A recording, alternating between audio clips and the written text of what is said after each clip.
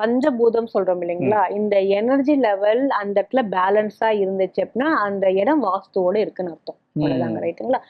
இது இந்த energy level நம்மளுக்கு சரியா இருக்கா இல்லையான்னு வந்து தெரிஞ்சுக்கிறதுக்காக இந்த வாஸ்துங்கிற ஒரு சப்ஜெக்ட கொண்டு வந்தாங்க. ஏன்னா அந்த காலத்துல வந்து பாத்தீங்கன்னா பெரிய பெரிய இந்த மாதிரி இப்ப இருக்கக்கூடிய பில்டிங்ஸ் எல்லாம் பெருசா கிடையாது. இது என்னன்னு பாத்தீங்கன்னா எப்பயுமே வெற்ற வெளியில அப்படிங்கும் போது உங்களுக்கு பஞ்சபூதத்தின் சக்திகள் சமநிலையில இருக்கும். ஒரு ஓபன் ஸ்பேஸ்ல உங்களுக்கு பில்டிங் வந்துருச்சுன்னு வைங்களேன், அந்த 5 விஷயங்களும் அந்த 5 எலமெண்ட்ஸ் உங்களுக்கு அடிப்பட ஆரம்பிக்கும்.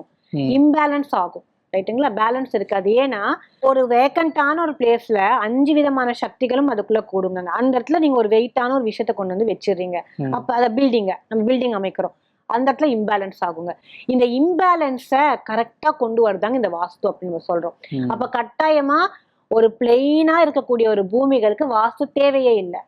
அந்த இடத்துல நீங்க ஏதாவது ஒரு விஷயத்த கொண்டு வந்து வைக்கும் போது எனர்ஜி லெவல் மாறுது, டிஸ்டர்ப் ஆகுது. அந்த டிஸ்டர்பன்ஸை நம்ம பேலன்ஸ் பண்ணணும். அதுதான் வாஸ்து உங்களுக்கு. அப்ப அந்த கிழக்கு மேற்கு உங்களுக்கு தெற்கு வடக்குங்கிற சப்ஜெக்ட்ல எந்த இடத்துல எந்த எனர்ஜி லெவல் ஜாஸ்தி இருக்குன்னு நம்ம பார்ப்போங்க. இப்ப காலையில நேரம் அப்படிங்கும்போது சூரியன் கிழக்கு பக்கம் பயங்கர சுள்ளுன்னு அடிக்கும் உங்களுக்கு. அப்ப வெளிச்சங்கள் ஜாஸ்தி தேவை. அந்த வெளிச்சம் தேவைப்படுறதுக்கான விஷயங்கள் எது, அதை அந்த இடத்துல பிளேஸ்மெண்ட் பண்ணணும்.